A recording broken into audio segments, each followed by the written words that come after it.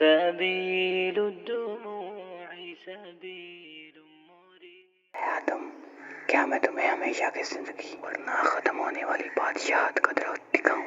وغصن الدعاء الخفي الصريح يسعك الفضل.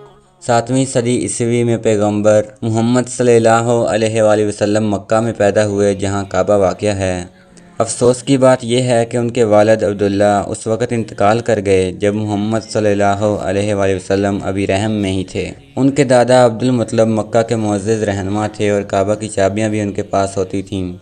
کعبہ جو دنیا کا سب سے قدیم یا پہلا عبادت گاہ ہے، مکہ میں محمد صلی اللہ علیہ وآلہ وسلم سے پہلے شروع سے ہی موجود تھا۔ یہ اصل میں حضرت آدم علیہ السلام نے تعمیر کیا تھا۔ خانہ کعبہ کی تاریخ نے ایک ڈرامائی موڑ تب لیا جب حضرت نوح علیہ السلام کے دور میں سیلاب نے اسے عارضی طور پر غائب کر دیا تھا۔ تاہم خدا کے منصوبے کے مطابق کھنڈرات 1000 سال بعد حضرت ابراہیم علیہ السلام کو ملے، جنہوں نے خدا کے حکم پر اپنے بیٹے اسماعیل علیہ السلام کے ساتھ مل کر اسی مقام پر کعبہ کو دوبارہ تعمیر کیا اور مکہ شہر کی بنیاد رکھی۔ تاہم وقت گزرنے کے ساتھ ساتھ ابراہیم علیہ السلام کی تعلیمات اور کعبہ کی حقیقی اہمیت کو فراموش کر دیا گیا۔ مکہ کے لوگ بت پرستی کی طرف متوجہ ہو گئے اور مقدس مقام کا ایک بار روشن مانی تمام پتھروں اور لکڑی کی بتوں کے درمیان دھندلا گیا۔ اس کے باوجود کعبہ وقت کا خاموش گواہ رہا، بیرونی تبدیلیوں سے گزرتا ہوا، کبھی مکمل طور پر دوبارہ تعمیر کیا گیا، کبھی احتیاط سے مرمت کی گئی، پھر بھی شروع سے تبدیلیوں کے باوجود ایک اٹل، مستقل اور مقدس مقام پر کھڑا ہے۔ دوسرے انبیاء جیسے کہ یوسف علیہ السلام، موسیٰ علیہ السلام اور حضرت عیسیٰ علیہ السلام مختلف ممالک اور برادریوں میں لوگوں تک اللہ تعالیٰ کے پیغامات پہنچانے کے لیے نمودار ہوئے، تاہم ہمیشہ ایسے لوگ تھے جنہوں نے ان پیغامات کی مزاحمت کی۔ یسوع کی تعلیمات اور ان کے عوامی اعمال نے اپنے وقت کے مذہبی رہنماؤں اور رومی حکام دونوں کو اس حد تک ناراض کیا کہ گرفتاری کا حکم دے دیا گیا۔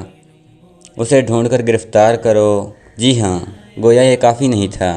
یسوع کے ساتھیوں میں سے ایک یہودی نے انہیں دھوکہ دیا اور ان کے ٹھکانے کا انکشاف کیا۔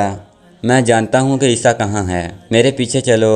آخرکار یسوع کو سپاہیوں کے ایک گروپ پر مذہبی رہنماؤں کے پیروکاروں نے گرفتار کر لیا۔ یسوع کی عجلت میں مذمت کی گئی اور منصوبہ انہیں مصلوب کرنے کا تھا۔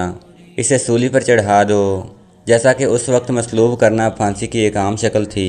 تاہم اللہ تعالیٰ زبان و مکان سے آزاد، واقف طبی قوانین اور کسی بھی زمانے کی حدود سے آزاد ایک منفرد منصوبہ رکھتا تھا۔ اس ہنگامے اور افراتفری کے درمیان جیسے جیسے واقعات سامنے آئے، خدا تعالیٰ نے مہاکاوی تناسب کا ایک ایسا معجزہ دکھایا جو تاریخ کے دھارے کو مکمل طور پر تبدیل کر گیا۔